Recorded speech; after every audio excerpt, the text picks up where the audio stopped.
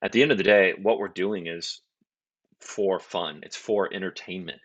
I mean, I tell people all the time who ask what I do for a living that aren't in the business that my wife does all the work. I just go play for a living. Like I'm playing pretend for a living. That's what we do. We just play pretend. So even though I'm the stressful side and the logistical side of all those things, I do try to keep that mindset of like, at the end of the day, we're playing pretend like we used to as kids. Like we're making a movie, we're making a show and for most time, entertainment.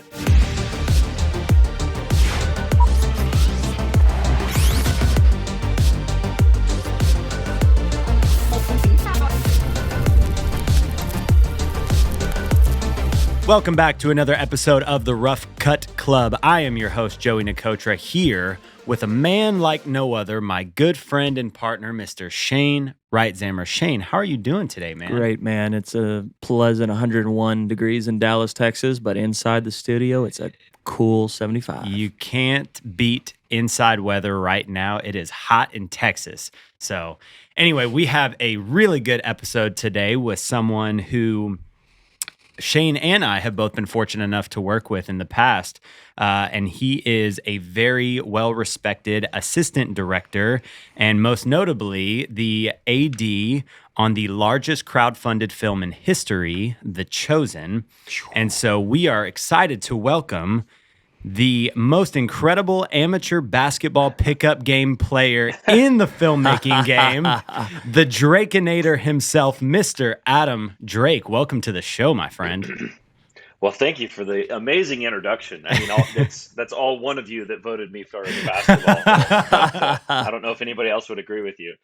But yes, thank you for the awesome introduction. Yeah, man. Adam is a secret pickup basketball game wizard, and we did a pickup basketball game project, and he went out there and stomped the competition out of nowhere. So that was such a fun video you guys created, man. Like, love that show, and I hope there's like future episodes to come one day. But yeah, I didn't know you could ball like that. Yeah, dude, I really hope that gets picked up too. That was so much fun, and still that shoot was awesome. I love what we got, the footage, and the concept, and all that is so much fun.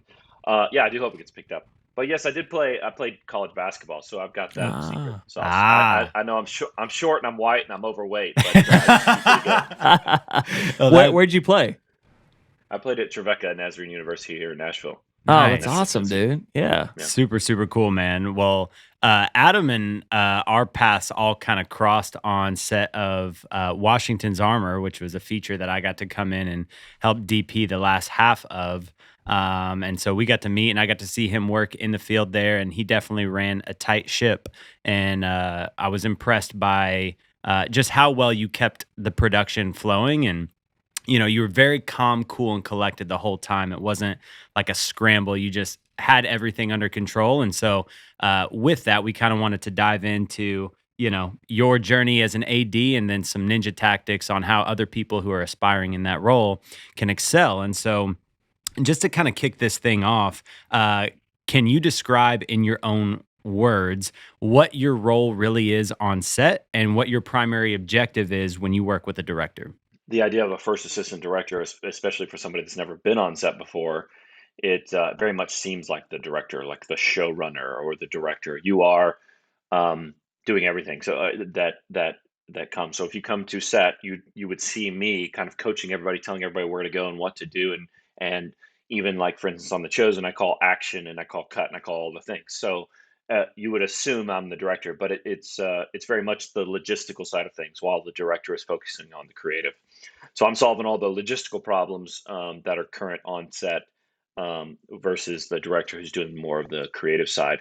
And the way that trickles down from like a producer is a producer's kind of overall before they, and kind of prepping you for set. And then the first AD is kind of more like an on-set producer. That's why I like a lot of, things that aren't features, commercials and things like that. A lot of times the producer is the first. They don't want to hire that much crew or have that many people, and it's smaller. So a lot of times the producer will just first, which is kind of a continuation of that. Do you feel like there is a benefit in your mind to having a producer also act as a first AD, or more of a benefit having a first AD who is separate from the producing role? Yeah, I think it all depends on the project. Every project's so different, and it can get wonky if you're the first AD supposed to be helping the director and kind of helping him or her with their vision and what they want to do. But if you're also their boss as a producer, then that can be kind of weird because you're like, you know, an AD would technically be working for the director, whereas the producer is, listen, I'm hiring you. This is what we're doing. So it depends. But like for instance, like The Chosen, Dallas is producer, director, creator, all the above. So even if I am a producer, which I am on The Chosen now, I'm producer and first AD. It uh, that doesn't matter. It doesn't change anything with my relationship with him because he's still the boss, right? So, but it does help me in other roles of being a higher position to work with other crew members. That's awesome, man. Man, I can't agree more with you because I feel like, and I come from the commercial experience, but I produce, a lot of our content and then I'll be the director on set, which is great because then it's, okay, I'm like visionary for the project and then I'm visionary execution on the project. But a lot of times, like you said, if our crew's really small, I'm also the AD. So I'm having to drive the ship, solve the logistical problems, and do the creative direction. It's a luxury when I can have a crew and I can hire an AD so I can really focus on the creative. But man, it's so true. Like that mentality of like swapping seats from like visionary overall and then being on set and executing it between those three positions. Definitely, definitely. So, in my mind, there is so much competition around camera department. Also wanting to be a director, even G&E and audio. Like, there's so much competition, if you will, for those roles. I feel like an AD is kind of a role that has less competition. Correct me if I'm wrong, than some of the other roles in a narrative set. How did you wind up, getting into pursuing the AD role? And kind of what's your why behind being passionate about assistant directing?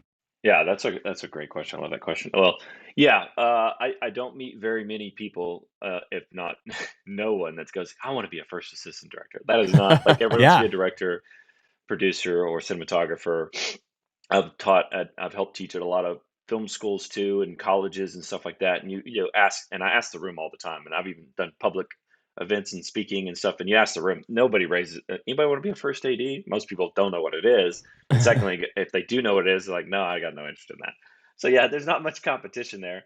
Although there is a lot of competition, I'd say that of actual first ADs, right? But not young and upcoming filmmakers that want to be a first AD. Mm.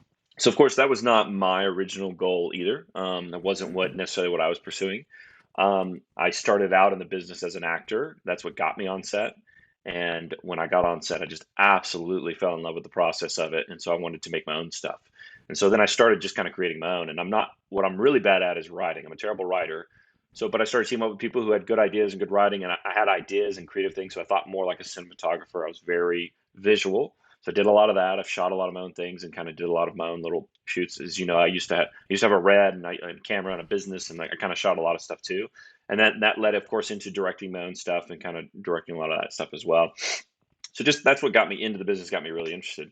And then as far as specifically getting into now first ADing, also came from originally as an actor. So as an actor, when I was first getting started and looking for work, I was getting stand-in work. I was a stand-in, and so as a stand-in, I tell everybody this is the number one position to learn any role you want on set, whether you want to be a director or a DP or a producer or anything. The Mm. number one position you can learn on set is a stand-in. It's not a PA because a PA you can get stuck on a lockup that's offset or somewhere else, Mhm. or you're doing coffee runs. A stand-in, your only job is to pay attention. All you have to do is be close to set and listen. And that's it. You have no other responsibilities basically, except, you're standing in for when the DP is lighting, you're standing in for the actors. And your only job is to pay attention to what the actors are doing and then paying attention to what everybody else is doing and hearing your name when it's called.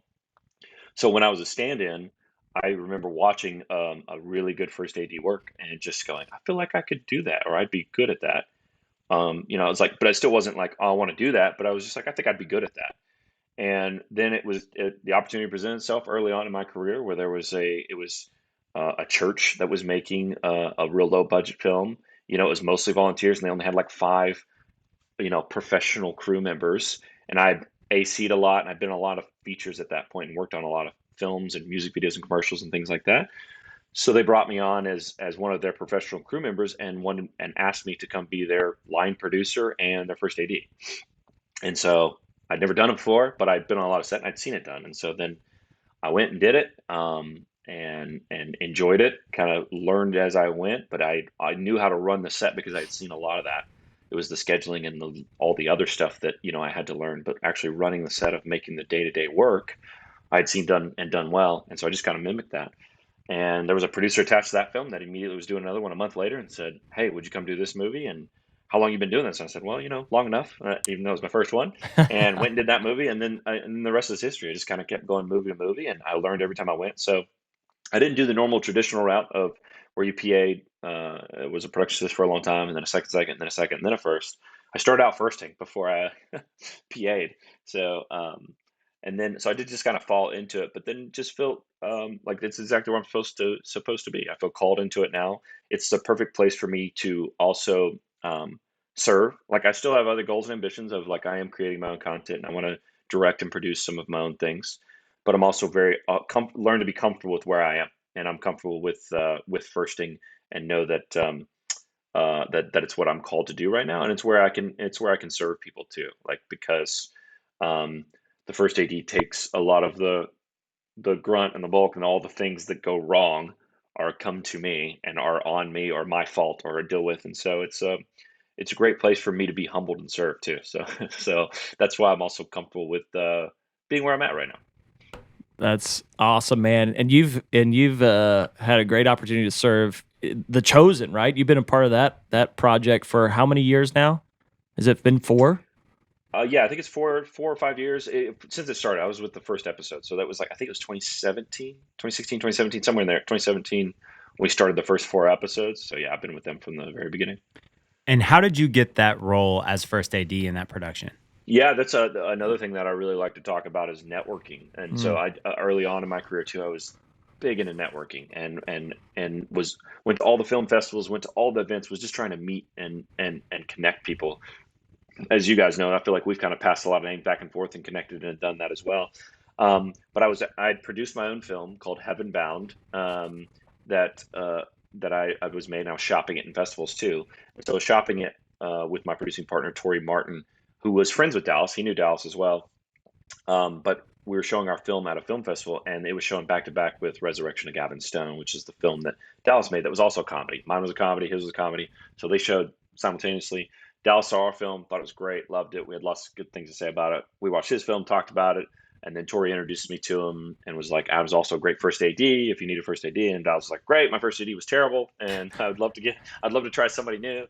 And so, anyways, and then uh, it was a few years later that Chosen came along, and Dallas had called several people, like other producers in the business too, and talked to several people, and he kept getting my name from not just Tori but other people as well. And so he called me, kind of did an extensive interview, and said, "Let's do it."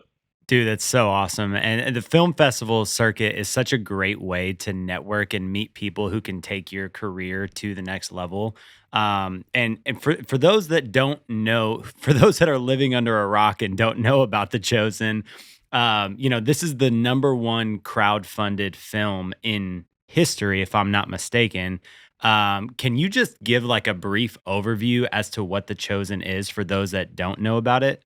Yeah, so it's based on biblical times. It's about the life of Christ and his followers and disciples, and kind of told more modernly. The way I first described it when we came out with season one, when most people didn't know about it and were kind of asking questions about it, like what is this? I always said this is like the Christian or the biblical version of Lost.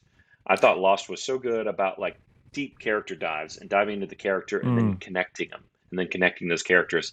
And I feel like that's where we started with Chosen season one too, was introducing these characters, whether you know the Bible or not. We're introducing like Mary Magdalene and Peter and all these people, and and and you almost don't know who they are at first, and then and then you meet them first, and then when they met Jesus. And so it's more of a it's better storytelling. It's more of a deep dive into those characters, the disciples, versus just telling the Bible. It's a deep dive into character development, like a good show does. And so that's what The Chosen is and what it does. And yes, it's the number one crowd-funded project of all time. by a landslide now, and it's done really well. Dude, one of the coolest shots that I got to see behind the scenes on your Instagram was when Jesus fed the 5,000 people, and you guys, correct me if I'm wrong, but also made history with how many background extras you had during that scene with like a couple thousand people who are actual background that you had to help you know, direct and kind of guide logistically. Tell me about that scene and that project and just the logistics that, you had to coordinate for that. And I mean, I'm pretty sure that you guys also like booked out like the entire Metroplex in hotels. Like tell me a little bit about that scene specifically. So I don't know that we set records as far as the most background, in a scene. But what we did that nobody else was doing was it was during COVID. That was the big deal. So Mm. we got somewhere between, I think it's around 12,000. We got somewhere between 10 and 15,000 people to come out over 3 days for feeding of the 5,000. And we had a total, I think it was around 12,000 people. And every single one of those people had to be COVID tested and like make sure they're good and do all that stuff. And so it was a logistical craziness. Yeah. So they all had to go to the Metroplex where they got tested, and people who had flown in from another country, people who fly because they're paying to be there. We're not paying them. They're just paying to be a part of them, which is also I don't think something any other show or even Marvel show does. Is they're paying us to be there basically. But even people that were coming from another country or different places, if they tested positive, had to be turned away and leave. And so they Mm. Mm. came all the way out there during this COVID crisis. And of course, when you're supposed to be limiting your numbers. We did everything by the book, though, that was SAG approved and approved by all the unions and approved by CDC and all that stuff, to where we did this feat of getting over 10,000 people into one space when concerts weren't happening, when things like that weren't happening, and filming and doing it safely, and everybody's been tested and is COVID negative, and all that. And we had zero cases on set, which again we were outside too, so that was helpful. But the feat was pulling all that off during the middle of COVID. That's insane. 10,000 people. That's a Yeah. lot of That's COVID tests. self-invested to be there, no Yeah, less. that's an awesome fan base. Okay, so talk about being on set during that scene as the first. Like, how many seconds did you have? How many PA? Like, how did you corral that many people to get your scenes shot off?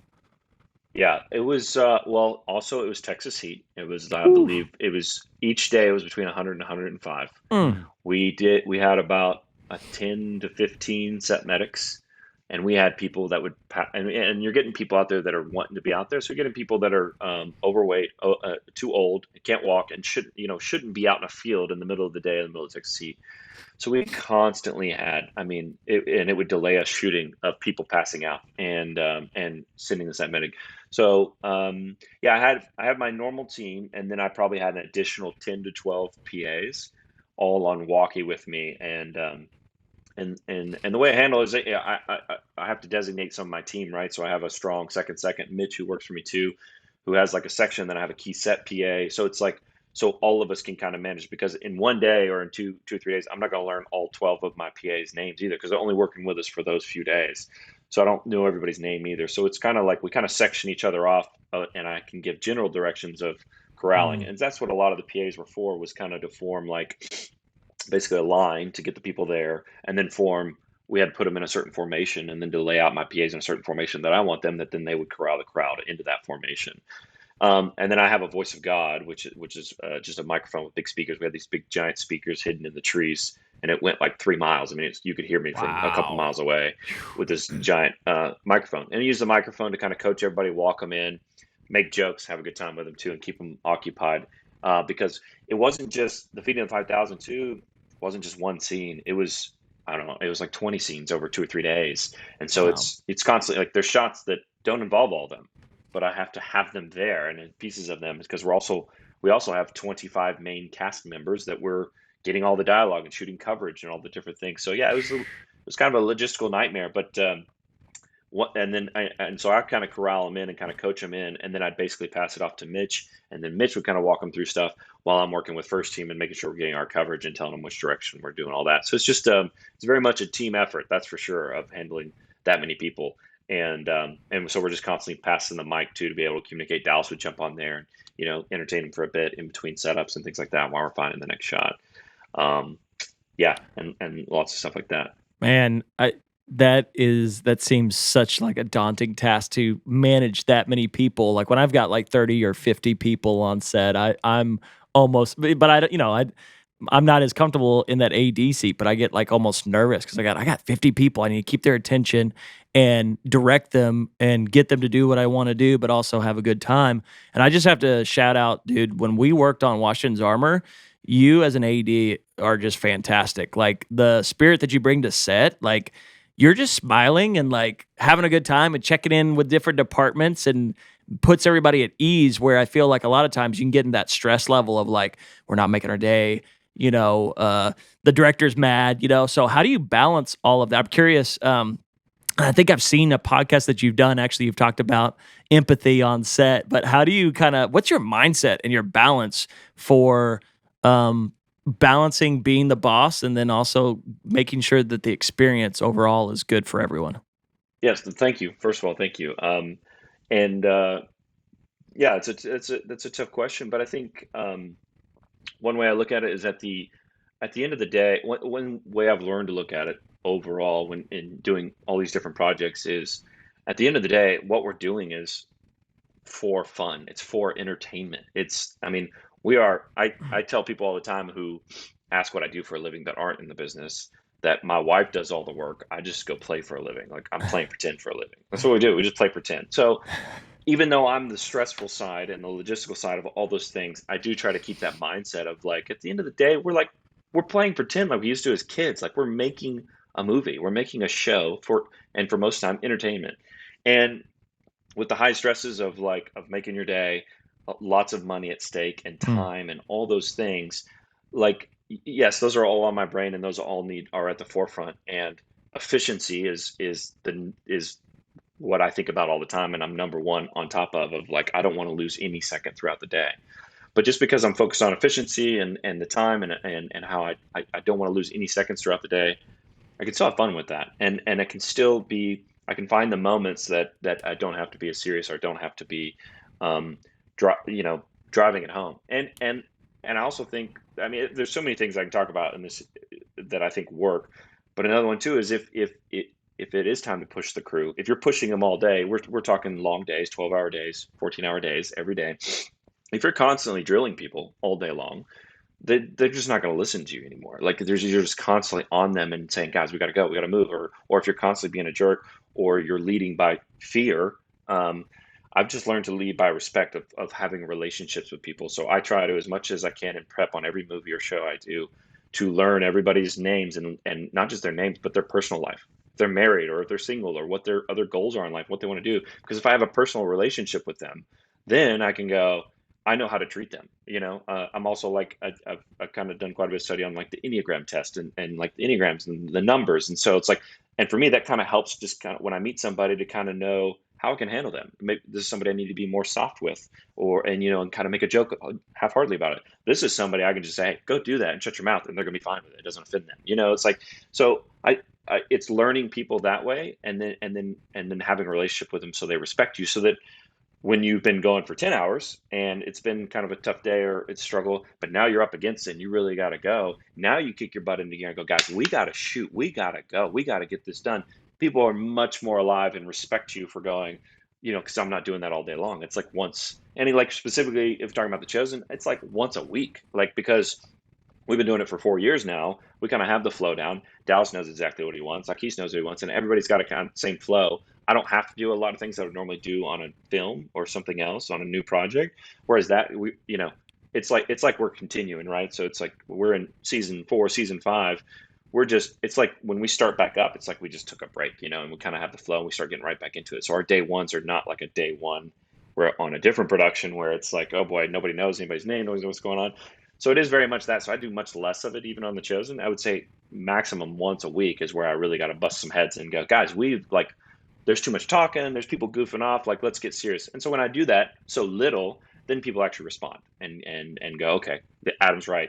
We should listen. Let's do this. Let's focus. Let's get it done. Or let's stop goofing around. So yeah, that's a few pieces of kind of how I like to wrangle things on set. Guys, we just attended just a tip of the mastermind from Adam Drake's Yes. psychology masterclass on AD work. Dude, I love all I just learned, I just took a lot from that. Yeah. And I appreciate that a lot. Dude, are you still teaching or doing master classes? Or you plan to do that in the future? I'm trying to give you a shout out right now.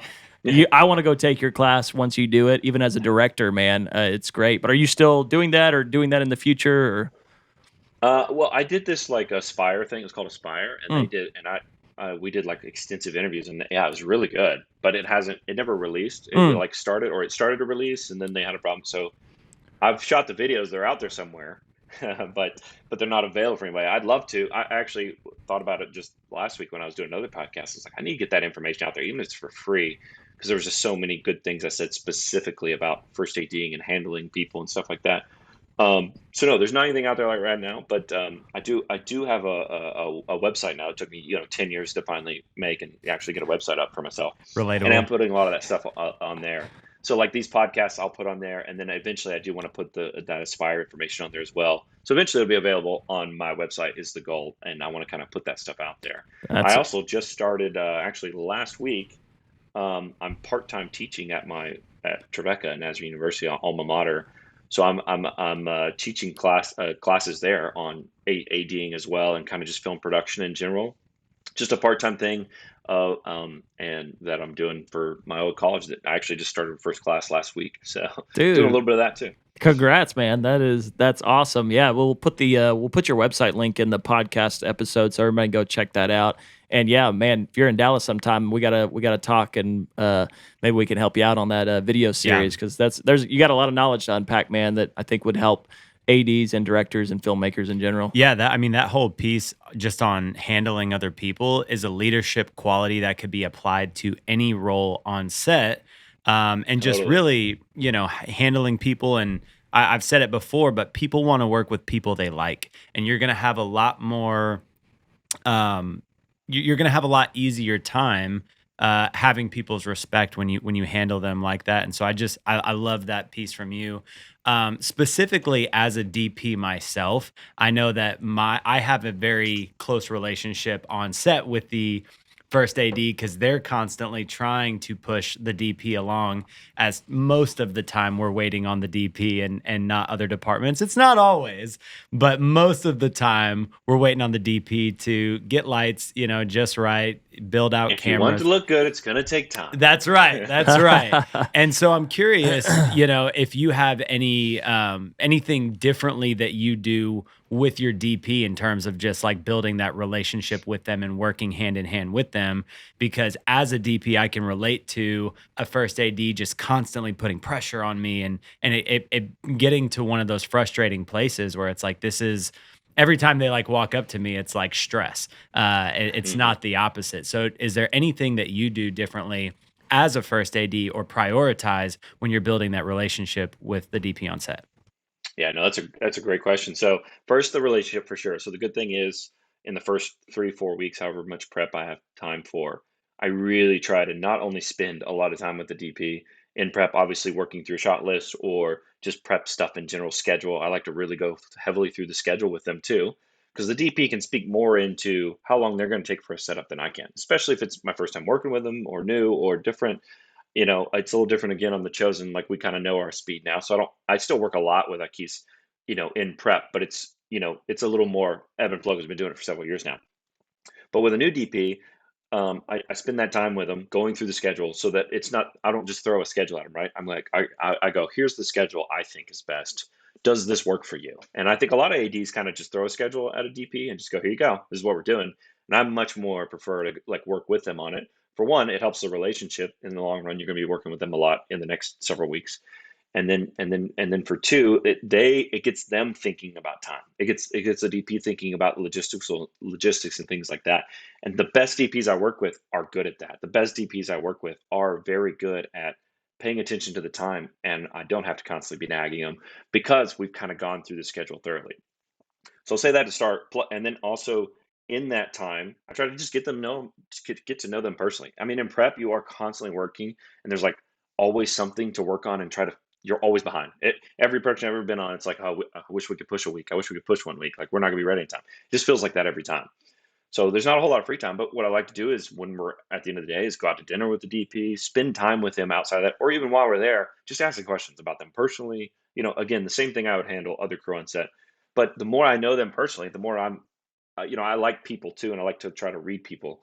And so the more I learn about them, the better I can read them. And then I kind of know, like in the situation of like on set, if I'm nagging too much, I can tell when he's frustrated with me, when he or she's frustrated because I know them a little bit better now. Instead of them saying, "Hey, I'm frustrated with you," I can just see it and sense it and I stop, or because I've built a relationship with them. The next thing I do, the other thing is that I think a lot of AEDs kind of miss the ball on is paying attention to how they work. Like, so once we start filming, like Akis is the perfect example, who's the DP of The Chosen. I've been seeing him work for 4 or 5 years now. And I talked to Mitch, who's my second, who I'm also teaching a lot of times to first, like, so I can step away and he can run it and what to look for. And I've been doing it with the keys for so long that I don't ever ask him for estimates. I almost never ask him how long you're going to be, when are you going to be ready. I can just watch and I can tell when he gets to that tweaking mode, and I know he's within 5 minutes. Or I know that or when he starts setting up, I'm like, oh, this is easily 30 minutes. He needs more time. So I'm not going to bug him. I'm not going to say anything. I'm going to go make sure cast is ready. I'm gonna go do this. I'm gonna make sure props is ready. I'm gonna check with all the other departments because I know he needs 30 minutes, and I don't have to go, hey, 30 minutes. So I think, and of course, now I have a little bit of a cheat on that because I've been working with him for years. But I do the same thing on a new project when I start a new film. Is those first few days is I really try to focus on the DP and when they're lighting, of when they're ready or when they're 5 minutes out or when they're 15 minutes out, because those are usually the estimates you need, like a 15 or a 5 or a couple or I'm ready. Like so many times I just watch that, so then I don't have to keep bugging them. I can just leave you alone. I know when you're 5 minutes out, and then it's not. And then when I do ask you, it's not as much of a. I don't have to ask it as a question anymore. I can just go, "Hey, you're about 5 minutes out, right?" Yeah, yeah, yeah, I'm 5. So then it doesn't feel near as annoying or obnoxious because I'm like, yeah, instead of just saying, "Hey, how long are you?" I go, "Hey, you're about 5 minutes, right?" Then it feels like it's kind of more ebb and flow. So good. I go back to that schedule thing at the very beginning. That's a great piece as well because I don't even know working. Joey and I do a lot of commercial work, and anytime I do have the luxury to like go over a schedule with you, and you get to dial it in a bit more because he knows stuff that I don't know about lighting setups or pivots. We worked long enough that I think I know time estimates. But man, you nailed it, Adam. I think I got to start implementing that as much as we can Yeah. with DPs because it does make the day go so much better when they're thinking about the time that we kind of agreed to upon, beforehand instead of here's the schedule I need you to execute this, bro. And which sometimes that's the name of the game on Yeah. some of these commercial shoots, but love that. Well, and it's such an important, like, even reminder too, like, as a DP, we so often get caught up in the creative and how beautiful can we make this shot and how, what kind of new techniques can we implement. And it's just a good reminder that time needs to be at the forefront. And, it is something that we think about constantly, but it's such a good reminder as a DP to make sure that you're keeping the schedule of the day and what's possible on the forefront. And then even too, in just the little nuances of how you say things as a first AD, like it does help the relationship when, you change the language a little bit. It does strengthen that relationship. And even as a first AD, when you start working on learning the expectations of time, like that is huge in building that relationship with the DP and first AD. So I love that, man. Yeah, and I think to kind of correlate with that is like you want the DP to think a little bit like an AD, right? As an AD, I want him to think a little bit like me. Think about time. Think about that. Yes. Well, give that back too. So as the AD, I try to think like a DP a lot of times. I try to think of like, okay, this is a bigger shot. He Hmm. needs more time because this is a long steady shot versus just the other one's handheld. Or I know this is a much more dramatic scene. He's gonna need some more time to light. Like just try like the luxury I've had is I've been doing it for many years now, and I started out in camera, so I do know a lot about it already. So that's helpful on my end. But if you're an AD that doesn't, then learn it. Like watch the DP work and try to learn their side of it too, because then you also have that language to Mm. with them to go. Because I mean, not to like brag about being AD or anything, but I'm like, I can just be like, hey, once that 4K set, you're good, right? Yeah.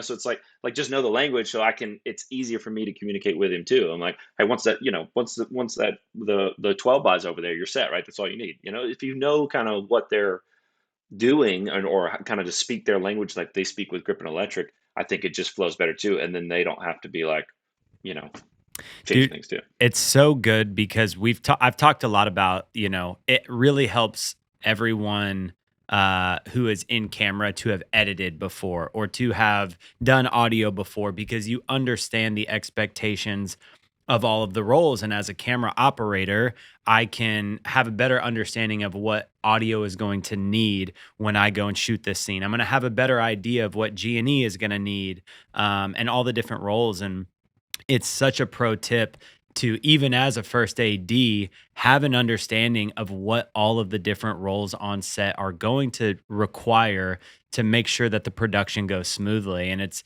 the first AD, even being in the logistical seat, is not exempt to not having to learn the rules to elevate the production to the next level. So I love that, man.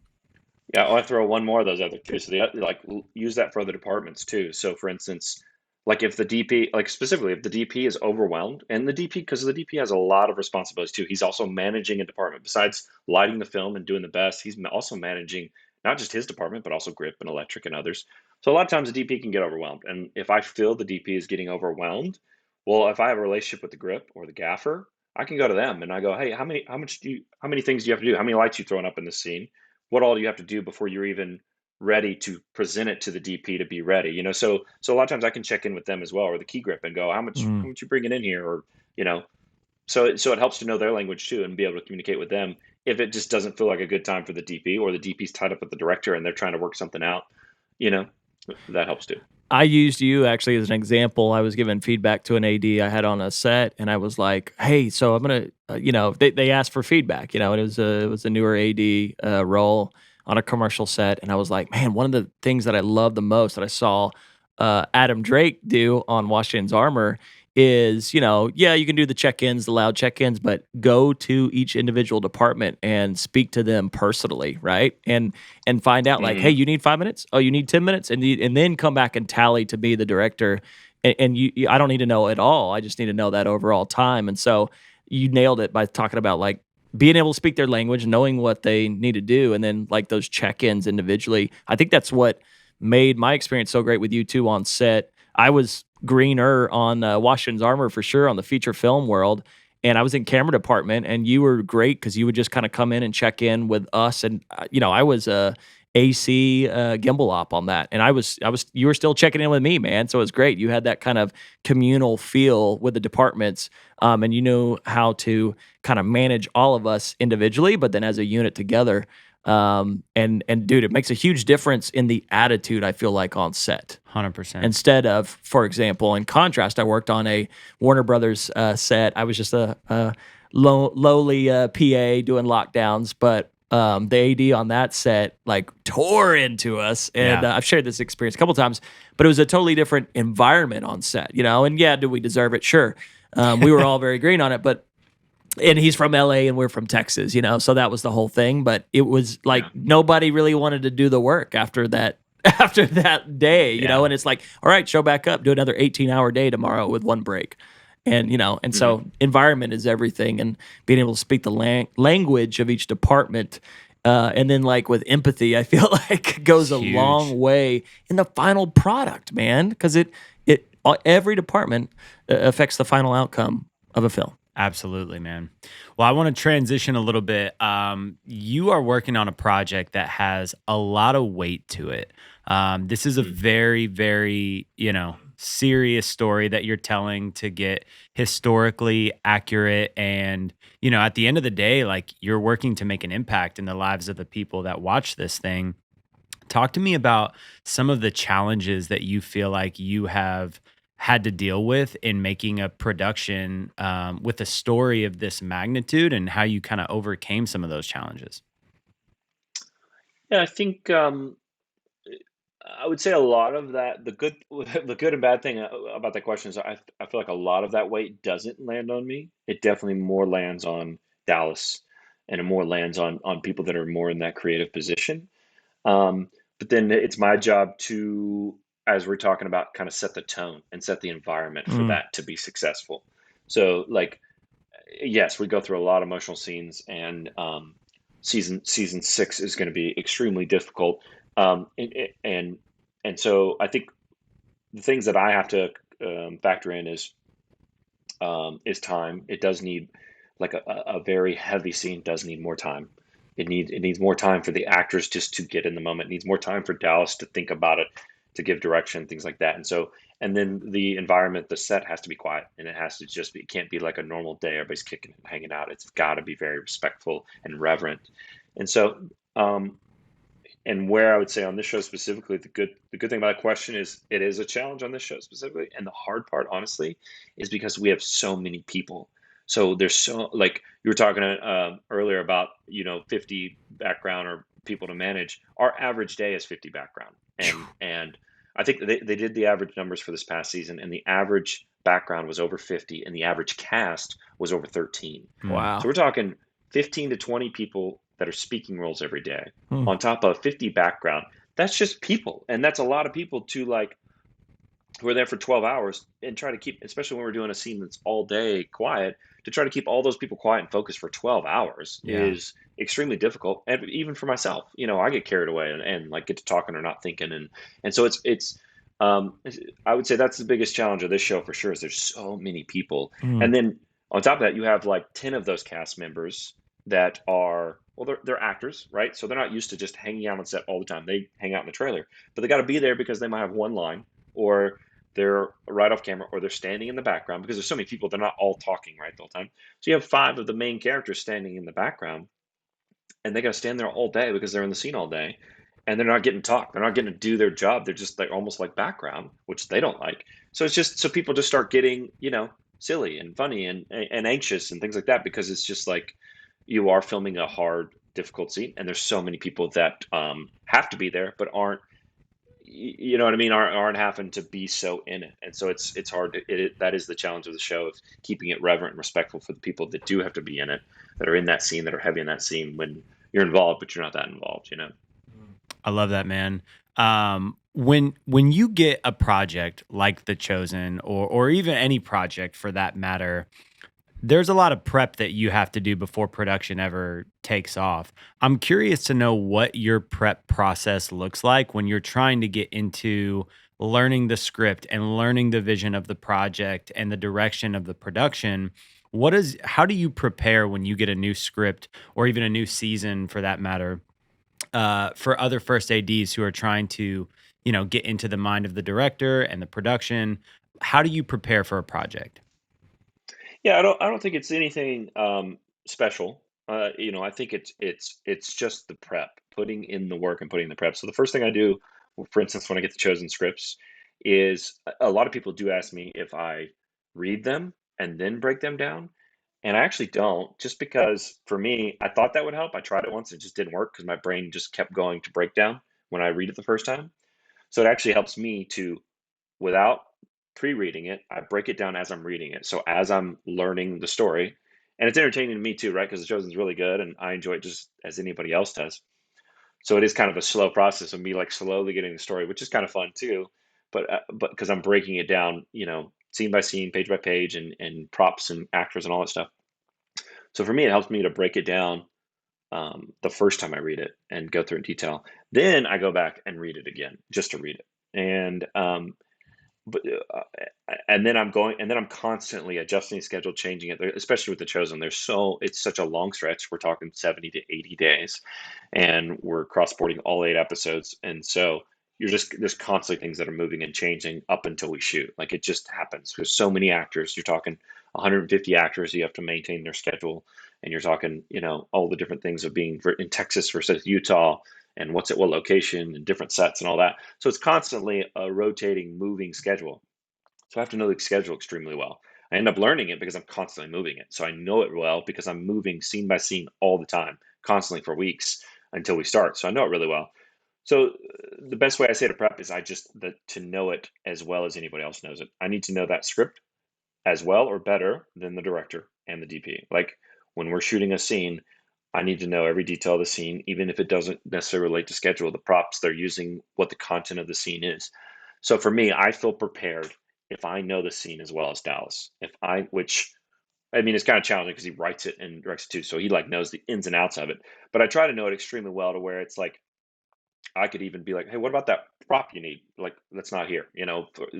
Did he cuts the thing with a knife and he doesn't have a knife? Do we need that, or did you cut that? It's like just knowing that without having to look at your call sheet or your schedule or anything like that is, I would say, just knowing it and doing it's just it's not anything creative. Just get the work done and do extra prep, extra work so you know the schedule extremely well. And you have to know the schedule better than anybody else because you're constantly going to be changing it as a first for any show or a movie, and then to know that script as well as the director, if not better, so that when because if you know the script really well, then you can also solve schedule problems, right? So if you know the script in and out, all the different things, it may be not a whole scene that you can move, but it might be like, oh, well, we just got hit by a storm. We only have an hour left in the day, so we can't finish that scene. But what we could do, since we're in the same space, there's 4/8 of a scene or half of a scene over here in this corner that's already practically ready. We could do that and get something else accomplished today. And it jacks up the schedule, messes everything up.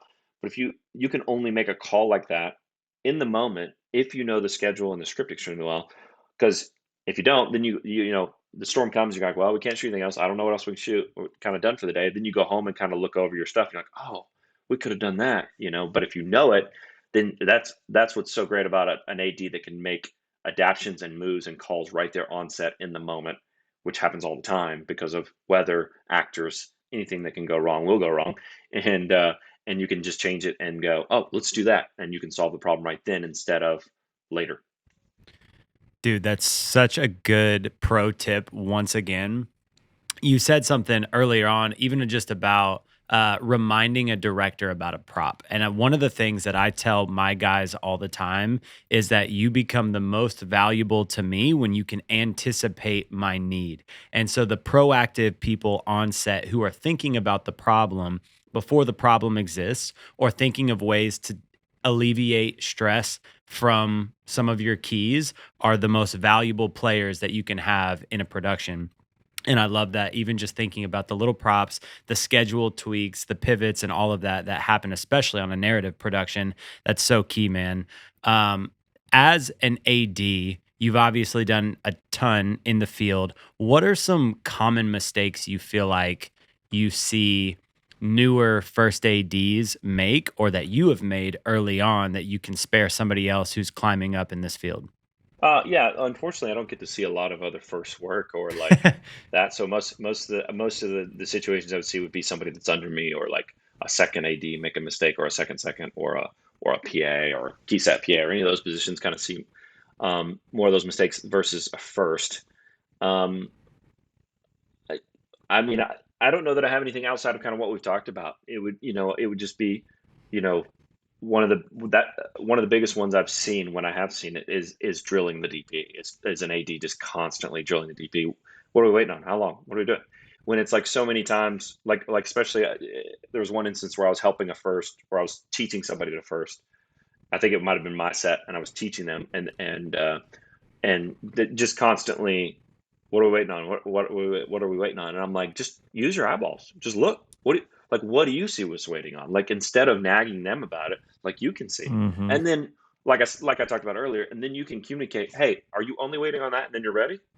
Is it just that 4K coming in, or is it just the 12 by? Is it just this and then you're ready? Or do you need to add a fill light, a key light? Again, it helps if you know their language, and you kind of pay attention. I feel like so many ADs miss the paying attention to what the DP is doing, because which I get it. First AD's got a lot going on, and you're paying attention to all departments. But I feel like one that's missed a lot is because they're so reliant on the DP, because the DP usually is somebody that's very talented and knows what they're doing and running a department, that they can just ask them the question when they're ready and they're solving everything else. But I think where you can really get ahead as an AD is being a teammate with the DP and go and seeing and watching them. And yeah, I feel like that's probably one of the biggest ones I see missed, that I've seen the mistakes of. And then the other one would be like Joe, you said earlier that if you can anticipate my problem before it happens, that comes from the ground up, right? That starts with PAs too. The best PAs that are my Mm. favorite, that I hire back and end up moving up the ladder to be an AD for me, are the ones that are solving problems before they get there. The ones that are looking ahead constantly. Like, so that's obviously the biggest mistake I see too, is not doing that from a first AD all the way down to a PA. I do see that mistake the most, of just not looking ahead and just not anticipating. So that moves up extremely well from the bottom up. If you're a first AD that can really look ahead and solve a problem before it happens, then you're doing a great thing. You're solving problems. Can't agree more. I give that feedback all the time to, PAs in turn. Any position on set, proactiveness, like help problem solve before the problem even is brought to, the department head's position. And then you want to have them back every Right. single time. Then Like you that's realize how you can't work without them. that's you're Yeah. super Yeah, hireable. exactly. Then you're taking care of the Yep. problems, and yeah, hmm absolutely proactiveness. So good, man. Well, for those that want to follow in your footsteps, that are looking to climb the first AD ladder, what advice would you have for them to kind of move into that role and excel there? Well, first of all, who are those people? Where are they? I've never seen it. I'm just kidding. You've inspired Well, people on this episode, Adam. Well, that is one thing that is nice because of the environment I've created, like kind of the environment, and it's not just me. Again, I've created a team that has created an environment that people love to be around. There's been so many people, especially on the Chosen, because we get interns and we get people who were just kind of thrown into the set PA position and wanted to do something else, and end up wanting to be an assistant director now because like we've created an environment they love so much. Like, man, I really like this, and like solving problems and like working together. And so there has been a lot of people that kind of have branched over into like, I want to be an AD now after they got on set as a PA. But I would say people that are inspiring to do it, just the same path I took, pay attention. So like if you are, a lot of people can't be stand-ins probably, or aren't pursuing that necessarily. But if you are, if you have the chance to stand in, do it and learn by just watching. Another place is as a PA, and work for bad ADs or good ADs. Either way, you can still learn. You can see what a bad AD does wrong and how they don't do these things that we've kind of talked about and applied, or the things they do wrong, and take notes and learn yourself. So as a PA, but I would say, but what I tell people all the time is now networking is number one. Like, so if you're not connected in the business, then network and meet people, and that'll get you in, and then you get your foot in the door, most likely as a PA, and then just pay attention, learn and listen, and try to apply some of these things we've talked about, and just and reach out to people. I mean, I've never turned anybody away. I get hit up all the time on Instagram and Facebook and emails of like, I want to be on set. How do I get on set? And I don't ever ignore people. I try to send them something or connect them some way, or that sort of thing. Like, so reach out to people too. Reach out to people that are working in the business, and look for work. And then once you get there, prove yourself that you can do it and solve problems, and be proactive. Man, the stand-in thing is something I meant to even bring up, but that's such a good tip as well. When I was first getting into the narrative space, even as a PA, it is overwhelming when you have never been on a production of that scale, and hmm you don't know all of what you don't know, and you're overwhelmed by all of these experts who are doing this one thing better than you've ever seen it done, and you're wondering how, am I ever going to excel in this field? And one of the, like, being a stand-in and just getting the ability to absorb that information and to learn while literally just standing there learning. You're getting paid to learn, especially when you're in that position, is such a great way to get comfortable in the narrative space, and to break into the field. And I love that. I love that. And I wanted to come back to that. I have to jump on that too. I think for camera department, BTS. Oh my Set gosh. BTS. So we got a Yes. story, with Joey. Like we had him out on Washington's Armor. That's how you guys first met. Yep. I had Joey out there as BTS on Washington's Armor, and we're all looking at his footage. He networked with every networking, connecting, becoming Yep. unreplaceable. And then later on, he's DP finishing out the full project. And BTS, when I've done it before, it's so fun because you get to like you have zero rules. There's really, you have no no department pressure. to report to, and Yeah. you're kind of going around and and you're observing and recording everybody's role. Yeah. And it's really interesting. It's a really great spot, but I had never heard about I never considered the stand-in thing, man. That's awesome. That's even better. You get to be in the action the entire time, Yep. Yeah. right there with the director, AD, actors. That's fantastic. Yeah, I got so to start I looking think for it some comes down stand-in jobs. yeah, there you go. Yeah, I think it comes down to no matter what position you're in, like right, like BTS or whatever, is pay attention, learn, and like so whether you want to be an AD or you want to be a DP, I'm sure as BTS you were closely watching the DP. And I know on Absolutely. the part I did, it was a DP had been doing it for 30, 40 years. And I mean, he's been DP forever. So there's so much you can take from somebody like that. No matter how talented they are, somebody's been doing it for that long, you can learn things. And so, and it's same for the AD. When I was sitting there as a stand-in, that AD had been doing it for years and it was just like a flow. It was just like, man, this guy's like doing everything. I'm like, interesting. And so I think no matter what position you're in, pay attention, listen, and network and meet people and like get connected and then just pay attention, especially to the role that you're interested in and watch somebody work and ask questions. I get people all the time on, especially on The Chosen, that ask me questions all the time. How do you do this? Or why do you do it that way? Why do you handle that? And I'm like, I'm totally fine to answer this. No, not everybody's that way. But what's the worst they're gonna say? No, I don't want to talk about it. But ask those department heads, those people you're interested in their job. Ask them questions. Be a student.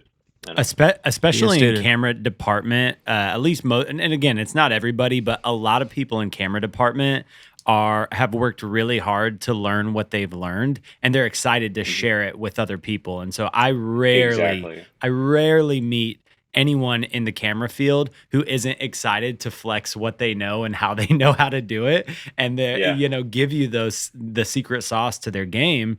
And so, yeah, Yeah. definitely ask questions on set, because most people who are in a key role, if they have the time, love to talk about what they know. Yeah, and specifically camera, it's like I think a lot of people. It seems like, in my experience, a lot of like young interns or people new in the camera department are scared to ask questions because the camera department is intimidating, and they do know so much, and they can kind of be like standoffish. But man, but every time I've seen them ask questions, man, they learn so much. Like for instance, the Akis, the DP of the Chosen, has a very like, don't approach him, don't bother him, don't bug him. Like very much like if you're a PA coming on set, you're like, I'm not talking to that guy. He's just intense, and because he's always focused, he's always doing his thing.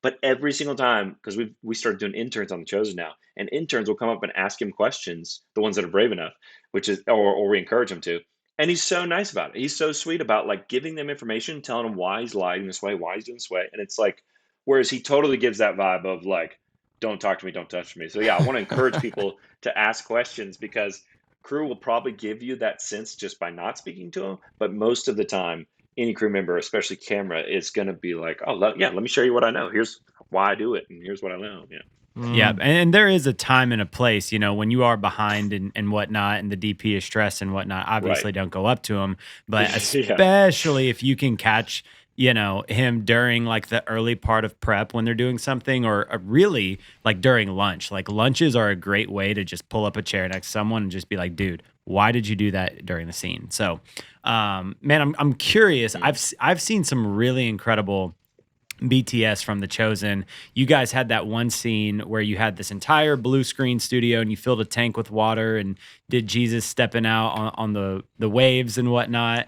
And then you also, I think there was a sandstorm scene, if I'm not Mhm. mistaken. I'm curious what the most memorable scene has been during your time at The Chosen, Ooh, yeah, that's hard. There's so many. or maybe The what your walking on. favorite one was. Yeah, yeah, that's a challenge because I have different ones, different favorites for different reasons. So I mean, the walking on water was incredible because we'd never done anything like that. We're just working in a tank all night shoots, 3 or 4 nights in a row. Because it's outside, so we have to do it at night. um, Big giant blue screen. So we'd never done anything that big of production style. So it just felt huge and big, and it was. So that was a cool experience. And then the feeding of the 5,000, nobody's ever done anything like that before. We're in the middle of COVID with over 10,000 people, and so that was wild and a good time. And what's so cool about that, and what's so cool about the show in general is the fans that come out are just so grateful to be there, even though they're dying of heat exhaustion, or they're paying to be there, and they're probably it's killing their budget just to come be a part of it, and they're just sitting there. they're just so grateful to be it, and they love it, and they're like, "Oh, thank you for what you do," and all that, and it's just incredible. Same was Sermon on the Mount was the opposite. It was like freezing cold temperatures, and they're all dying of being freezing cold because they're in skirts and sandals, and I've got them coming up to me at the end of the day, just going, "Thank you for allowing us to be here. It was such a good time. It's one of the best days of my life." And I'm like, "What's wrong with you? I've got 6 layers on, and I'm going to go home. I'm freezing to death. Like I'm annoyed." And so moments like that, and I would say that's probably one my favorite thing about being a part of the show is that I don't ever get thanked for first ADing like I did a Mel Gibson movie. Like nobody said thank you for that. If I went and first did the next Marvel movie, nobody says, "Adam, thank you for being a part of that production, being the first AD and solving those problems." Like no, nobody does that. But I get it all the time on The Chosen. I get messages on Instagram and Facebook and people when they see me in person of thank you for your sacrifice. Thank you for what you do. And people that know me are like, thank you. I know that you have a family at home, so thank you for sacrificing your time to make this show happen. And I'm just like, whoa, thank you. Like, wow. Like people see me as a crew member, as a first AD, being a part of Chosen, which I would never get on any other show or movie. So that's really cool. Man, That's great. on the note of gratitude, as crew on set, it is such a good reminder to thank those who are you are working with, because it is, a lot of times there is a lot more sacrifice made than just them working for a paycheck. And so it's always a good reminder, especially as keys, to thank the departments that you have under you and the other departments that you're working with that are most of the time hurrying to make sure that you're successful. And so that's a really great reminder. And just on that note, we want to thank you so much, man, for your time on this episode, bro. You have dropped a ton of really, really good value. This is one of my favorite episodes that I've done in a while. And I'm really just thankful for your time and expertise and wisdom pouring in, man. Before we get you out of here, I got to know, what is next for the Drakenator, and what are some goals and I don't know if plans? anybody actually calls me Drakenator, but you know what? I'll start it. Well, it's the IG handle, man. I'm gonna I already know. give him the plug before we get him out of here. Yeah, But it's follow him, the and Drakenator. I actually made it the website too. I just didn't know what else to do. So Yes, Drakenator website. I I made love it the Yes. website too. Oh, it. heck yeah. We'll share both of those And links. That's great. I gotta say, you're probably the only person that's calling me Drakenator. So it's like, I'm trying to force it in. I'm trying to It's force it in to it's say catching It's on, man. catching, bro. This Yeah. is the We're wave. helping you start the This is fire. the wave. Yeah. Yeah, yeah. So yeah, what's next? So yeah, we just finished season 4 of The Chosen about a month ago. Um, I just got called about a show yesterday that's shooting in Salt Lake. I might or might not do. I don't know. There's another movie, a Christmas movie that would shoot this winter that I might or might not do. I don't know. So I'm kind of on the fence on projects right now. The Chosen will probably start up again next March or April. So yeah. Anyways, I'm just at home doing home projects and started doing the teaching thing a little bit, which is fun. Which they're super accommodating, so I can actually do that while I'm on film set too. So it's going to be very much like I don't have to be here for it. So I'm teaching students to try and teach young filmmakers too, because that's also a passion of mine, is mentoring people and doing things like this and bringing up the next generation into the business. So doing a lot of that. But yeah, I'm not necessarily committed to anything actually for the next project right now. Yeah, that's about it. That's great, man. I got to, before we jump into we always have 5 questions we ask every guest. And before we get to that, Okay. I got to ask this question. So, you're a full-time freelancer, but I know you and Mhm. I remember talking way back when we were on Washington's Armor. We talked about our production companies and commercial work and, doing that, but then also pursuing the narrative and, is there still a balance that you seek? Are you pretty much all narrative now? Or if you do, kind of production company work projects, like how do you balance that? Because I remember from Washington's Armor and other things, I was like, well, if I'm going to be gone 21 days or 14 days, how do I balance the commercial or corporate work? And so people out there that maybe have a production company but want to get more into narrative, like, was there any hard decisions you had to make, or was it kind of the natural flow for you to just go to narrative? Where are you kind of in that process? Yeah, for sure. That's a great question too. Yeah, very strong on the narrative side for sure now.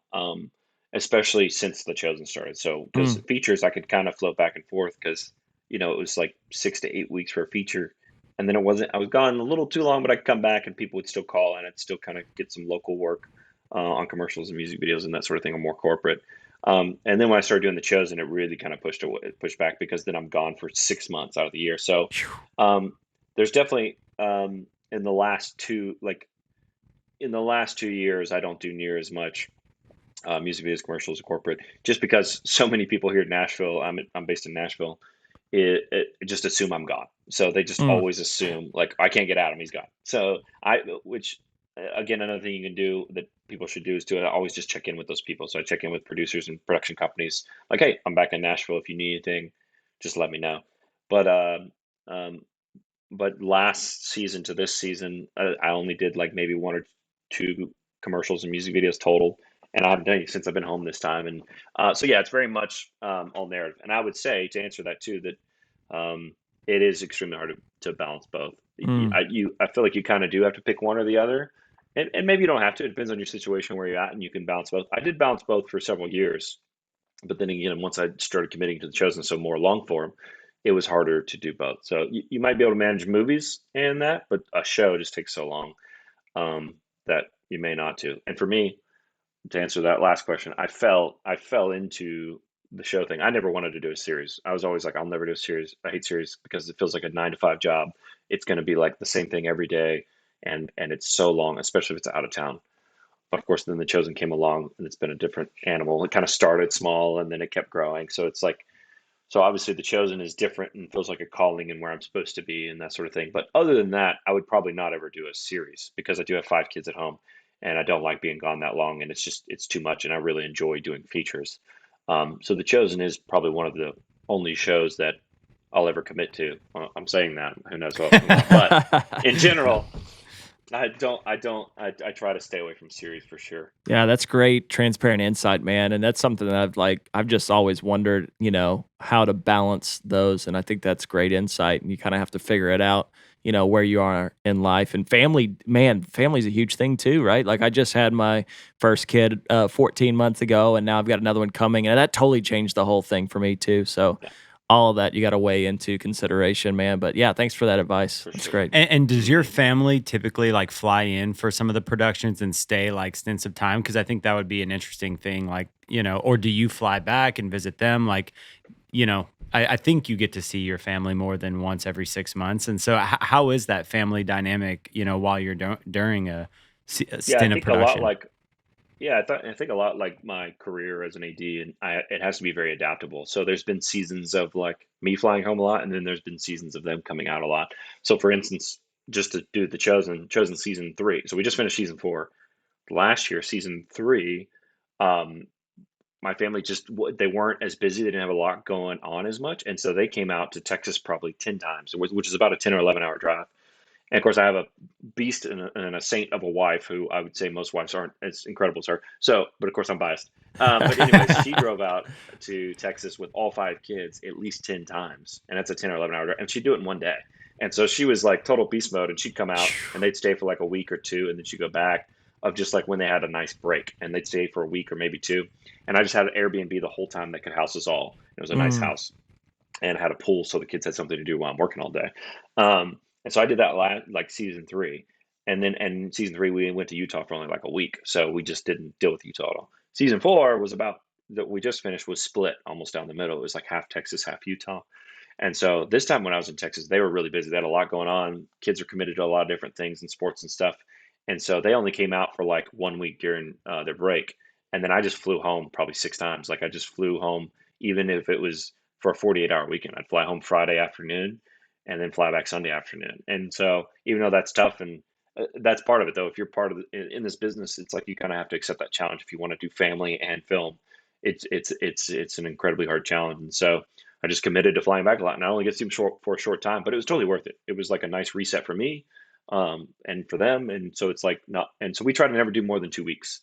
And then when we finished Texas, they just hit summer break, and it was a nice break for them. And they came out to Utah with me. We did a road trip and did an RV, and like well, all went out there together, and we're out there for like 5 weeks together. And then oh, by the that's time they awesome. left and went home, I only had like a week or two left, and then came home. So every season's been different and every movie has been different. We just what we do as a family is my wife and I sit down and make a plan before I take the film. Like so, the great thing is now that my career is established and I can be picky about what I want to do and what I don't want to do is I can sit down and go and talk with her when I've been offered a film, offered a production, and I go, okay, what do we want out of this? What do you want? What does my wife want? And like, how do we want to make sure this? Okay, does it work? Okay, now I present it to the production and go, yes, I'll come do your movie, but I need this, this, and this laid out for my schedule for my family. And yeah, so it's been great, but that's kind of how we balance it. That's awesome. Transparent advice, man. I know a lot of times there's a struggle with the work-life balance component and having a family or just even a spouse, and juggling all that. So we appreciate the transparent insight, man. Pro tips right there. I like Seriously. that pre-agreement Yeah, dude. discussion. Love It's huge. that. Yeah. And it's just nice Fantastic. to see how other people That's make something you it learn work. after 15 years of marriage. You know, Yeah, just making yeah, the yeah. decision myself. I go, hey, what should we do? What do you think? Yeah. Very great I tip. love it, man. I love it. Well, we got 5 questions we got to ask before we get you out of here, man. My first question for you is, if you could go back and do it all differently in your career, what is one thing that you would change and do different?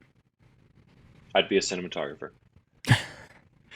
So tell me about it, man. Tell me about it. Why? No, what's funny is like, well, I started out in camera and then kind of fell into, I told you, just fell into the ADing thing. But I am a visual person. I love that side of it. So I don't know. Not that, so it's not necessarily a regret, but I would like to, like, almost in another life, seeing what that was like to be a DP. Like, part of me was like, man, it'd be fun to, like, I think it's too late in the game now and I don't want to mess with it, but I think it would have been cool to just see that different path of like what it would have been like if I pursued cinematography instead of this. That's awesome, man. Well, you even alluded a little bit earlier on that you kind of want to direct some stuff now, if I'm not mistaken. Are you still pursuing like the directing stuff on the side of what you're doing now? Yes. Yeah. Yep. Cool. Yeah, Well, for sure. we're So excited to see yeah, it. definitely still want to make. Yeah, I still want to make my own content and do that. Yeah. So definitely still pursuing that. Well, I'm excited to see the next directed Adam Drakenator movie when it comes out. It's pickup. Yeah, It's, right. Yeah, we're gonna all get back Pickup. together for the basketball series. Yeah. Yep. That'd be fun. What is one thing that excites you about the current film industry or market? Oh, I would say the Chosen phenomenon. So the what the Chosen is doing, I think, is going to relaunch great Christian content of like films, of great biblical films that are like big budget, like they used to do back in the day, like a big budget Samson taking out hundreds of people, like 300 style, like or or Esther, and just bringing back some of those nice biblical stories that are going to be done and told the right way, and also told like from a great perspective, and then like with money, so that it can actually be done well. So I think that I'm excited that I think The Chosen is going to launch a new era of that. I hope. Yeah, I Love agree. that, man. What is one piece of advice that you can give to filmmakers trying to grow in their craft or their business?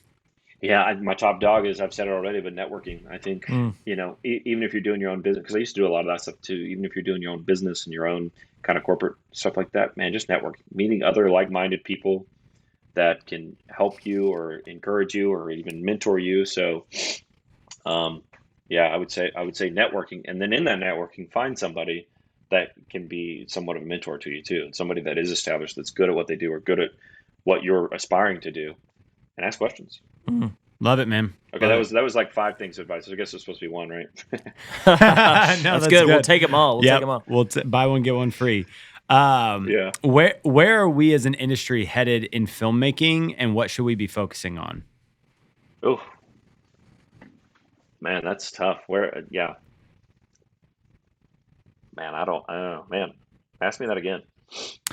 So what are some things that are changing in the industry right now that you feel like a shift in the market, where you feel like, the narrative world is going with regard to, Yeah. LED walls are huge right now in the cinematography space and really evolving. The streaming is changing a lot, and just how movies are, funded and distributed, and there's a lot of change going on. Yeah. I mean, the writer strike, like, what do you think that with all the change going on in the market right now, we should be focused on?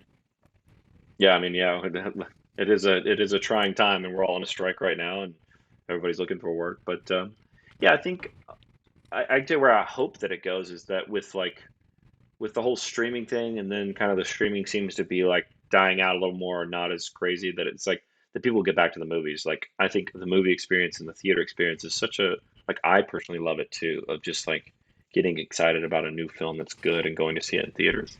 And so I, that's what I'd like to see come back, and like even classics like Jurassic Park I saw was shown at my theater the other day, of like going back and paying $5 to go see an older film, a classic in the theaters. Like, I would love to see that come back in the industry, and I feel like it can. But maybe that's coming. And then yeah, with uh, AI and the strikes and streaming and all that stuff, I think it's kind of hard to see what direction we're going. But I think uh, you know, I think the movie business will adapt. It is still pretty young business, pretty young thing compared to like music and other things. The film world is still young and learning. I think it actually hasn't been around that long, and so I don't know. I'm interested to see where it goes, and I think that I think what's crazy is that I think The Chosen is kind of at the forefront of that because they have done things so differently. Besides the fact of being Christian content, but also making itself available for free and streaming that way, but and doing a series releasing in theaters, and there's so many things they're doing differently. I think it's kind of showing the secular world too of like it doesn't have to be the way you guys have always done it for this many years. Like it can change, it can be adaptable. Mm. So I do think it's changing. I don't know which direction, but I think it is ever. I think it's going through a big change right now for sure. It's cool, man. Well, I hope that we all get back to the movie theaters because I love the experience of going to the movies. Yeah. And I do feel like more people are starting to do that again. And so I hope that you are right in that regard. My last question for you, man. Who is one filmmaker that you admire and why? Hmm. Well, my favorite director is Christopher Nolan, and I think a big reason why I love his work is because it's something I could never do. Like he's so like for the films that I'll direct, I would probably be more like Michael Bay. I'll just blow a bunch of stuff up and like do action sequences because that's what I love to do. But so and I'm okay with that. But I love Christopher Nolan movies because they're just so thought out and so genius in his writing. It's something I could never do. So and I think it makes me enjoy his movies more because I can't. It's something I could never do. But then I also like my next favorite director is probably somebody like John Favreau who Mm.